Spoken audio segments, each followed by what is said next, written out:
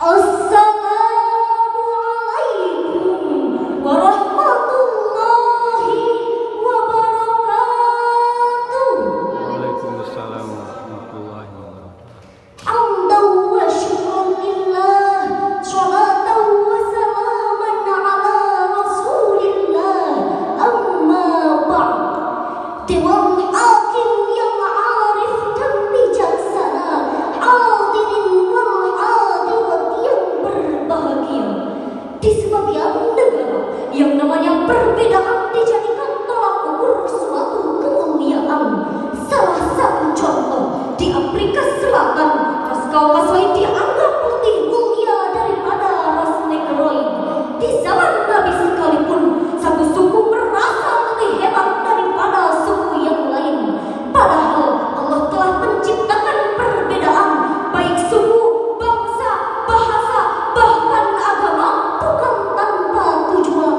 Oleh karena itu, untuk mengetahui lebih dalam bagaimana sikap Islam terhadap perbedaan atau kebinekaan, insya Allah pada kesempatan ini akan saya bahas satu tema: moderasi beragama dalam merawat kerukunan dan kebinekaan, dengan rujukan surah Al-Hujurat ayat 13. A'udzu billahi minasy syaithanir rajim. Bismillahirrahmanirrahim.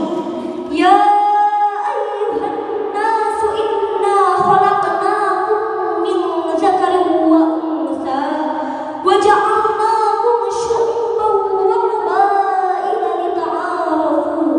Inna akramakum indallahi atqakum.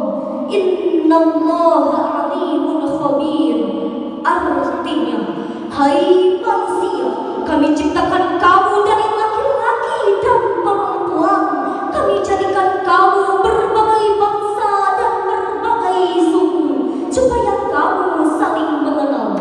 Sesungguhnya yang paling mulia di antara kamu di sisi Allah ialah yang paling bertakwa. Sesungguhnya Allah Maha Mengetahui, Maha Sempurna pengetahuannya. Hadirin, dalam ayat tersebut dijelaskan bahwa Allah telah menciptakan manusia dengan berbeda jenis, beda suku, beda bangsa, beda bahasa, dan lain-lain adalah lita'arafu, agar kamu saling mengenal, saling mengasihi, saling menghargai, terutama dalam konteks sebagai makhluk sosial. Islam sama sekali tidak mengenal diskriminasi, bahkan Islam sangat menjunjung tinggi sikap toleransi, termasuk dalam urusan keyakinan hati, sebagaimana dijelaskan dalam surah Al-Kafirun ayat 6. Lakum dinukum waliyadin, bagimu agamamu dan bagiku agamaku.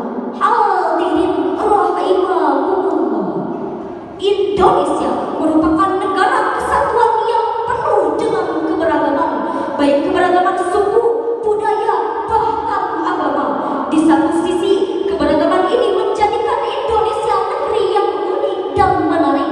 Sementara di sisi lain, jika tidak dijaga dan dikelola dengan baik, bisa menjadi sumber potensi konflik. Munculnya fanatisme buta, persaingan yang tidak sehat, pertikaian, perselisihan, bahkan bentrokan yang dapat melumpuhkan falsafah negara. Bhinneka Tunggal Ika. Pertanyaannya, apakah kita rela bangsa yang besar ini, yang dibangun dengan susah payah ini, dengan bercucuran keringat, linangan air mata, bahkan genangan darah para syuhada, harus roboh karena kepentingan pribadi atau golongan? Jawabannya tentu tidak, saudaraku. Lalu, bagaimana agar kerukunan ini tetap terjaga? Jawabannya ada dua. Yang pertama, kita harus menjadi umat yang wasatiyah, umat yang berada di tengah-tengah, umat yang moderat dan tidak berlebihan. Dalam Al-Quran, surah Al-Baqarah ayat 143, Allah menjelaskan, wa kadzalika ja'alnakum ummatan wasatan litakunu syuhada'a 'alan nas wa yakuna ar-rasulu 'alaikum syahida.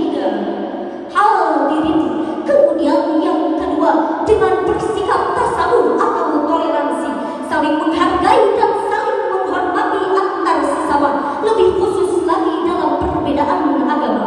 Oleh karena itu, dalam menyelesaikan berbagai konflik berbau syara di negeri tercinta ini, kami mengajak kepada saudara-saudaraku beragama Kristen, saudara-saudaraku, baik saudara-saudaraku sesama Muslim, saudara-saudaraku beragama Kristen, Hindu maupun dan yang lainnya.